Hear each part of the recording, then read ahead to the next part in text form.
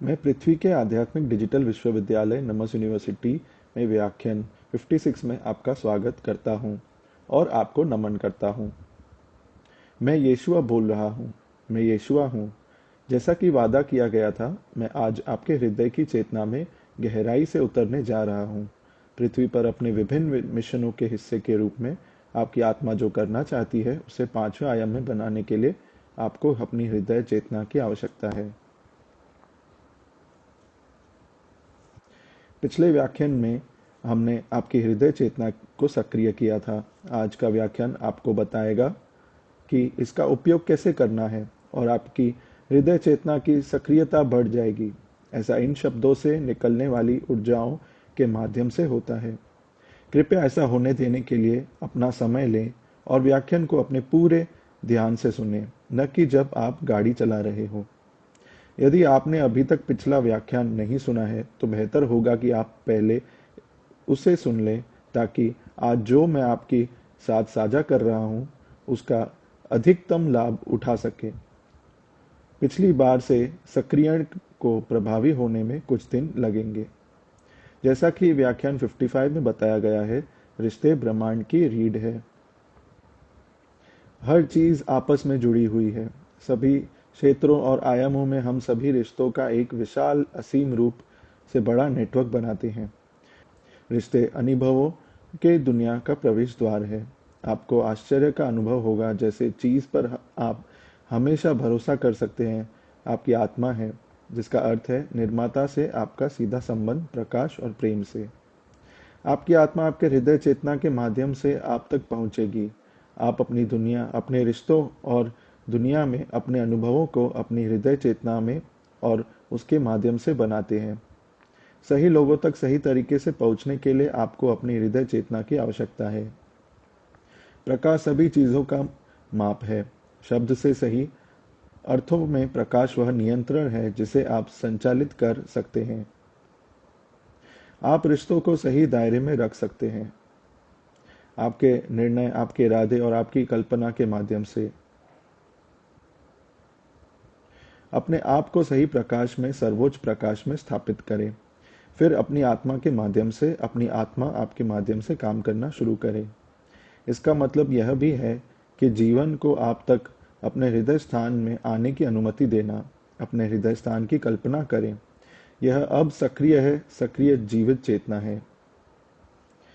अब कैथरीना, अपने उदाहरण के उपयोग करते हुए आप क्या बनाना चाहते हैं, अपनी आत्मा को बोलने दो। देखें कि कैसे ऊर्जा आपकी आत्मा से आपके हृदय की चेतना में प्रभावित होती है, उसे अपनी इच्छाओं से भर देती है। अब अपनी आत्मा से पूछो, तुमने मेरे हृदय में क्या भर दिया? आपके मामले में कैथरीना, यह दूसरों का प्यार है।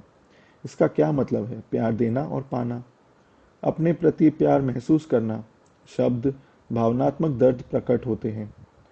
अस्वीकृति, अपने आप से पूछे, भावनात्मक दर्द और अस्वीकृति की इस ऊर्जा के साथ क्या होना चाहिए? अपनी आत्मा से उत्तर की प्रतीक्षा करें। अस्वीकृति की इस ऊर्जा पर करीब से नजर डालें, यह कौन सी आकृति बनाता है? कैथरीना, मुझे अपने आप सामने एक बड़ी जैविक आकार की दीवार दिखाई देती है, जो तितपीय घास की 4 मोटी पत्तियों वाली शेमरॉक की तरह है। यीशुआ कहते हैं, अब आत्मा को उसके साथ जो करना है करने दो। निरीक्षण। कैथरीना कहती है, शेमरॉक में 4 मुलायम पत्तियां होती है जो नीचे की ओर खींची जाती है। 4 लोग दिखाई देते हैं। वे और मेरे भाई बहन हैं। हम एक दूसरे को प्रणाम करते हैं और फिर एक दूसरे के प्रति गहरे सम्मान में अपने आप रास्ते चले जाते हैं। यीशुआ कहते हैं, देखिए, यह आपके हृदय चेतना की शक्ति है। आपकी हृदय चेतना आत्मा से निर्मित होती है। आपकी हृदय चेतना चीजों को आकार लेने की अनुमति देती है।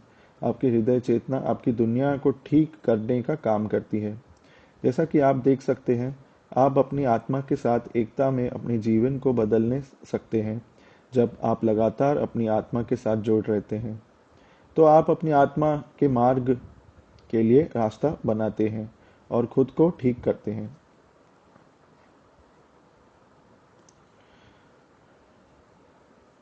आओ पूर्वावलोकन कर लें, हमने अभी क्या किया।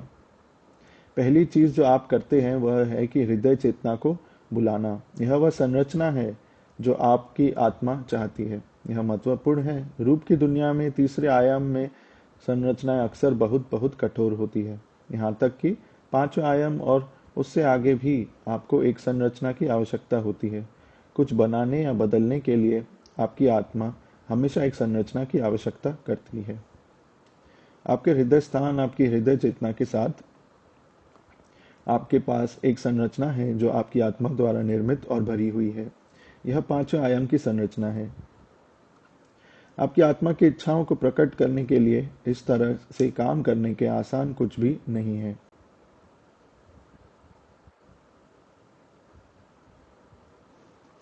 अपने मन से यह मत पूछिए कि आप अपनी जीवन में क्या देखना चाहते हैं, बल्कि अपने हृदय स्थान, अपनी हृदय चेतना में जाएं, प्रश्न पूछें और उन उत्तरों की प्रतीक्षा करें जो आपकी आत्मा से निकलेंगे। मुझे आशा है कि यह व्याख्यान आपको प्रश्नों और विषयों के लिए कुछ विचार देगा जिन्हें आप अपनी हृदय चेतना से स्पष्ट कर सकते हैं।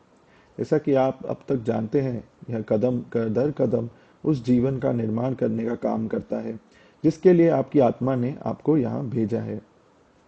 आपके हृदय की चेतना का दोहन करके जितना संभव हो सके सृजन करें। हमें आशा है कि यह अभ्यास आपकी प्रिय आदत बन जाएगी।